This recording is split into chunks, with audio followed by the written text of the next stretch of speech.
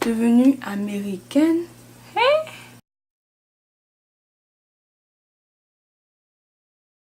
Bonjour mes frères, comment allez-vous? Aujourd'hui on se retrouve pour une nouvelle vidéo. On va parler de la Green Card ou la carte verte en français.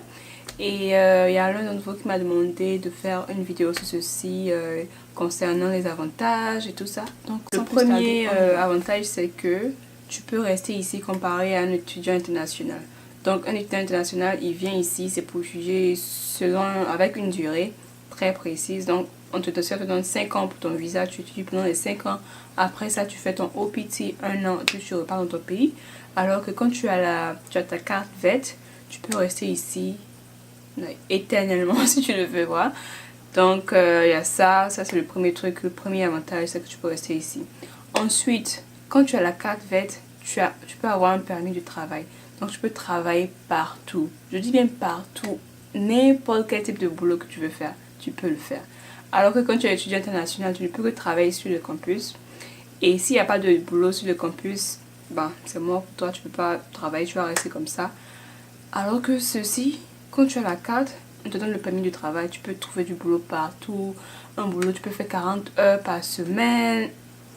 C'est le paradis en tout cas. Si tu as la carte verte. Un autre avantage, c'est que si je prends l'exemple d'un étudiant. Si tu es un étudiant puis tu as eu la carte verte, quand tu vas à l'université, ta scolarité devient très très basse. Le prix c'est moins élevé comparé à un étudiant international.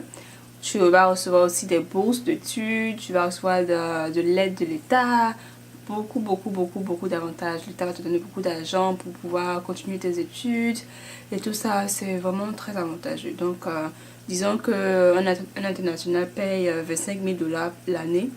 Toi, si tu as la carte verte, tu peux payer peut-être 5 000 $ avec toute l'aide de l'État, plus les bourses d'études et tout ça. Ça devient vraiment très avantageux, quoi. Ça aide. Un autre truc, c'est que quand tu as la carte verte, tu peux faire les demandes de crédit. Donc, les prêts, tu peux demander des prêts à la banque, tu peux faire les demandes de carte de crédit, tout ça. Maintenant que quand tu as ta carte verte, c'est que c'est comme si tu as la carte de séjour en fait. Tu es devenu résident américain. Voilà. Donc tu as ça, tu peux faire les demandes de. Tu veux acheter une maison, si tu veux faire les prêts, demander des prêts à la banque, avoir une carte de crédit, tout ça, ça devient très accessible à toi comparé à quelqu'un qui n'est pas d'ici. Si tu es un étudiant international que tu veux prendre des prêts, tu dois aller avec quelqu'un qui est américain ou quelqu'un qui est résident pour que cette personne soit ton co-signer. Le co-signer, ça veut dire que la personne signe à ta place pour dire que ok, je connais cette personne, je m'engage à signer pour cette personne. Alors que quand tu as la carte verte, tu vas directement, tu fais tout ça toi seul. Tu n'as pas besoin de venir avec. Il n'y a pas de stress et tout ça, tu vois. Donc c'est très facile. Une autre chose, c'est que quand tu as la carte verte, tu peux créer ton business. N'importe quel type de business tu veux créer, tu peux ouvrir ta propre entreprise, tu peux employer des gens, tout ça c'est légal en fait.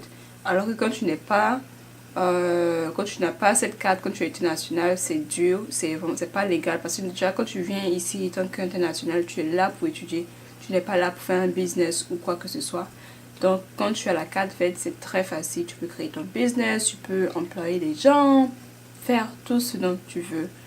Du moment où tu fais ça de façon quand tu as la carte verte, tu peux sponsoriser ta famille. Donc si toi tu as la carte verte que tu veux faire venir ta famille aux États-Unis aussi, tu peux sponsoriser, c'est-à-dire que quand ils vont faire la demande de carte verte aussi, tu pourras écrire pour dire ok voilà c'est quelqu'un de ma famille, je l'autorise et tout ça.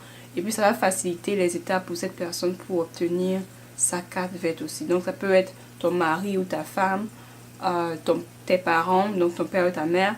Et si tu as un enfant de moins de 21 ans, tu peux sponsoriser cet enfant aussi pour que cette personne obtienne sa carte verte et puisse venir aux États-Unis pour avoir les mêmes bénéfices, les mêmes avantages. Donc voilà, c'est une vidéo sur les avantages de la carte verte. J'espère vraiment que vous avez profité. Et si vous avez des questions, n'hésitez pas à commenter dans la barre de commentaires. Et sur ce, on se dit à la prochaine. Au revoir.